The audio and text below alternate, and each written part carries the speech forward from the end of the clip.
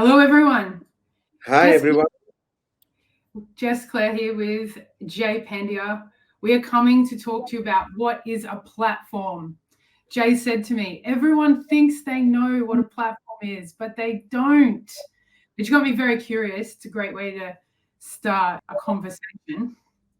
So, we're going to talk to you today about that. We're also going to talk to you today about AI. We do talk about AI a lot because there's everyday AI and then there's game-changing AI. So we also are going to cover that. So Jay, I would love, considering you made this statement, everyone thinks they know what a platform is, and they don't. What is it you observe that people think a platform is? I think, look, every day, when people talk about, I got a platform, I'm using the platform, people are referring to some software that they are using, right? And that's how far they go. We are using a platform, we're using a platform for marketing. We're using a platform for our accounting. We're using so Zero and that's the level of knowledge people have. Generally, I'm talking most business leaders, entrepreneurs, CEOs, GMs I come across in a SMB sector. Okay. It's like using some software equals platform. And that's the extent of what people think about it. And I've also heard people, talk about it in a different way of my platform. So if they're half decent influencer, 5, 6, 10,000, 50, 20, 50,000, 100,000 followers on social media somewhere, then they call their account on a Facebook or Instagram as my platform, like my voice. And that's another way people use the term platform. It's valid. None of it is invalid. And then there's a third connotation I've heard, which is people who organize events, seminars, groups to get together. Those events and seminars and groups, etc., are also a form of a platform. And to me, all of these are the valid and useful interpretations of it. It's just that the nuances of that as a business model, most people are unaware of it, blind to it, which is what I mean when I say no one really knows what they're talking about when it comes to platforms. Yeah. Why is it like what do you think platform? So just based on what you just said, platform sounds like you're actually on a platform looking out towards an audience, essentially. That sounds more like what you've described. Is how it sort of get used is Yes. one, I'm on the stage or a platform and I'm out here talking to my audience, like TikTok or Facebook or however that is. I have a platform. That's one way. And the other Yeah. way you described was I have a platform in my business, meaning I use this tool. So it's like using this tool as a platform to assist me in whatever my product service industry. Yeah. And then there's a third way, which is I have a platform, like we host seminar and events and groups that I can host, and I can bring people together and people interact, in our events and seminars, right? So there's a company, just did not plan to say this, but there's a company, called Success Resources, yes, as who organizes events. They bring speakers on, put them on a stage, and then they have a marketing arm that does phenomenal marketing to bring audiences, right? And that they would say we have a platform. It's a physical platform, an ability to bring right kind of curated people together Yeah. and have Yeah. impact. So, yeah, yeah. Yeah. Those are the three ways I've heard people talk about platforms. Yeah. And it's so, all right. So tell me why that. So this is great. I just wanted to get that clear because I think this is actually a really important conversation. So now tell me why they're not actually that's not the most important thing to know about platforms. I think that's a start to get interested in a platform. But the more important part is for any business leaders or any entrepreneurs is whatever I'm talking about when I say the word platform, or I got a platform, or we have a platform, or we are using a platform, is just go a step further and go, what is the business model here?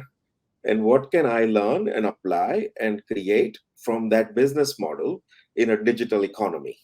That's the next step and the next question that people don't ask. Yeah. So take an example using a software platform or a product or service for accounting software like Xero or MYOB. That's a software platform that people use for their business. Nobody is going, or most people don't go. I shouldn't say nobody. Most people don't go, what is it that I can create in my industry that gives me an opportunity like Xero or MYOB or Salesforce or HubSpot CRM kind of opportunity? Most people don't think like that. Most people don't. What most people think about is using the software products, not creating software products, right? Most business owners. And that's the next step I'm talking about, is that's where the juice is. For the if the business is organizing communities to come together, like events, organizers, right?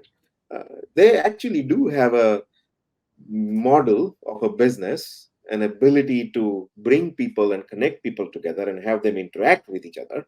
um, what would be possible if they did it digitally and at scale? Facebook groups is a good example of using Facebook and a groups, 50, 100,000, 200,000 people in the groups, to build out that platform, right? And then people go, my Facebook group is a great platform. But it's doing that digitally is what most people are not asking. Doing it in their business, in their industry, is what most people are not. A lot of businesses are very clear, Jess, organizing events, bringing customers and partners and having those interactions. And most people, most businesses do that. Mhm.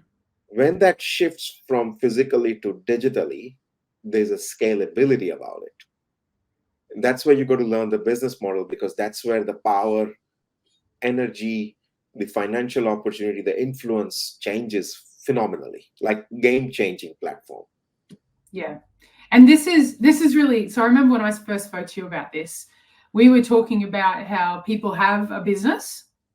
In reality, they might have, let's say, we'll use a childcare business. They might have a childcare business, and people have to come to the childcare center to sign up their kids. And then they go, we're going to go digital. So they get a web page. And Yes, so that's now I'm digital. I have a platform online. And yes. that is not a platform business model. And that is not digitizing a real experience. That's creating a web page, which is very, very different. Well, there's a online business versus a platform business model, right? I mean, having a website and having customers interact with your business via website is an online business. You're selling products and services online. That's an online business. Does not mean a platform business. So this is where I'm like, okay, so why would I want a platform business? Being an online business, like, what's the difference? Yeah, very good, right? It's like how much time we have, but No, let me 5 minutes, Jay. yeah, I can talk 3 days onto this, but let's try and do it in 5 minutes, right? Is when you have a platform business, it's you have scale, like you digitally. Yes, there is a software, but people who come and use the software for completing their job, right? That's when instead of a user, you become a owner or creator of a platform. Great analogy is you can have a business in a Westfield shopping center retailer, and you have a business, JJ's and one of those shops that you like, that you go to Westfield for. You're a business owner, retailer in Westfield, right?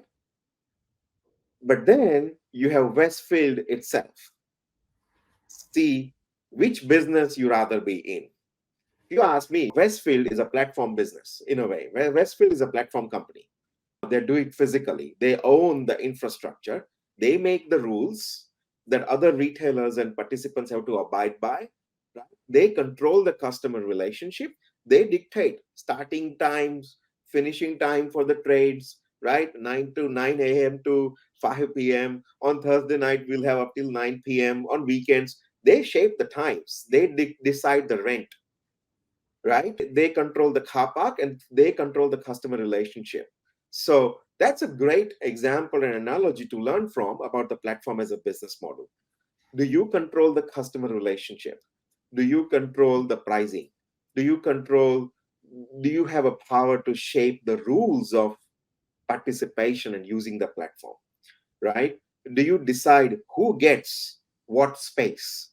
Who gets priority? Big shopping centers like Westfield have really nailed this business model in physical universe. And then there are companies like Facebook and YouTube and Zero or others who have nailed this in a digital universe.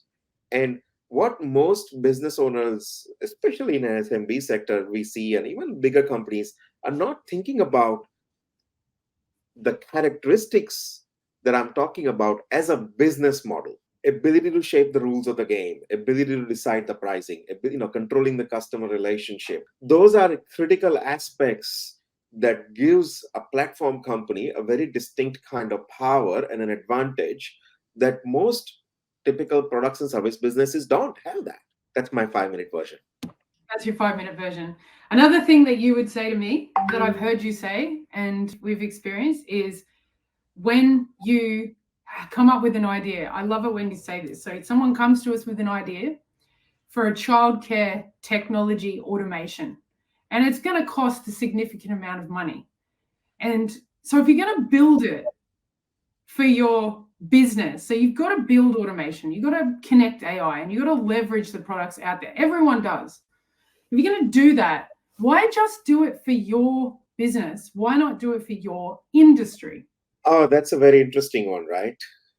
And so a platform business model has an industry context as opposed to just my business context. That's also another thing you've shared with me.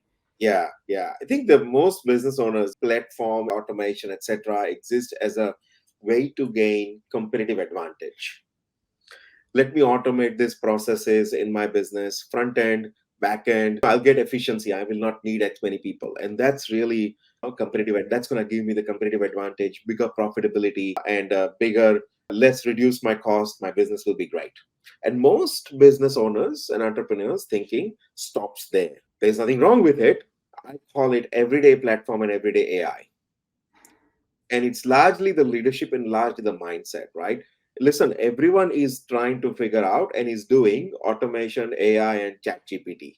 Everyone is working on chat GPTizing their business, if I use that word, right? How do I use chat GPT and how do I chat GPTize my business? What positions I can get rid of and automate it, so I don't have to rely on employees who don't perform, or they have that drama, human drama, right? We scale human dramas. That's what people are focusing on. That's what I call everyday AI or everyday use of the platform. Fine, people should do that, but I don't think people should. No business is going to get a competitive advantage from everyday platform and everyday UI. Everybody's using CRM, HubSpot, Salesforce, and other CRM. Everyone's using email marketing. Everyone's using ChatGPT to automate processes in their business. Or if they're not you doing it already, they are planning to, they're thinking about it. So that's not going to give competitive advantage and differentiate in the marketplace. That is not. And business leaders got to be very clear on what is an everyday platform, an everyday AI. Sure, you got to do that, you got to use that, but what is game changing one? And the game changing one is where you literally from ground up, strategy, products and services, all your team, all your employees, and everything you offer, how you offer it, your distribution pathway, all of that becomes platform first and AI first. That's where you get game changing AI. That's where you get game changing platform. That's what's going to give you the competitive advantage and power and ability to shape the rules of the games and shape the future of not only your business, but the future of your industry. Most people are not engaged in game changing platforms and game changing. Most people are engaged in everyday platforms and everyday AI. No, it's great. And so we know that this is the case, and we have an event coming up next week at the Brisbane Powerhouse. So if you are in Brisbane or around here, Sunshine Coast, Toowoomba, Gold Coast, or if you want to fly in for it, we've made it free this time because we want to make it more available to anyone. It's at the Powerhouse at 6 p.m. Is it Wednesday, Jay? 6th December, Wednesday. Yes. It's Wednesday the 6th December. And we are going to talk all about this. And we also have Tony Nash, who is the former CEO and founder of Booktopia, which is a big startup that has actually become very, very large in the last. Booktopia startup, right? Booktopia but he started it from scratch, so he knows how to grow these kind of businesses. So he is a big powerhouse in business, coming to talk about this as well, and also capital raise. Because the very first thing people think of when they think, how am I going to do this, is how do you generate that capital to build these kind of things. So he's going to talk about that. So if you are interested, I'm going to put a link into the comments. Please do check out the link, and you can have a bit more information. And if you aren't doing anything, it's going to be an event you want this year. So anything else you want to say about that, Jay? I would say attend the event, learn the difference between everyday AI and platforms and game-changing AI and platforms. So go into Christmas break with real knowledge, understanding, and insight into, so that you can make a choice. Every business owner, every entrepreneur will need to make a choice of where is their business, they and their company is going to play. Game-changing one or everyday one. Both are valid. Both present good opportunities. Okay. Where you make that choice is going to shape the future of your business. And this event is going to educate people. There's so much learning about being able to make that choice at the steps required once you've made the choice. That's what we're going to talk about at the event. That's what, my invitation is for people to come and attend. Yeah, awesome. If you have any questions on this, if you would like us to talk about anything else, we do attempt to have this discussion every week. We'll probably miss it next week because we've got the event, so you can come and join us at the event. But please do let us know. Our whole intention is that people really get educated into the business models that are creating the biggest businesses around the world right now. And these business models are critical to understand for your business if you have one. So if you are interested in that, please do come to this event, and it is in Brisbane. So if you are somewhere else, fly in, and the link will be in the comments. All right. Thank you, everyone. All right, everyone. Thank you, Jess. Thanks.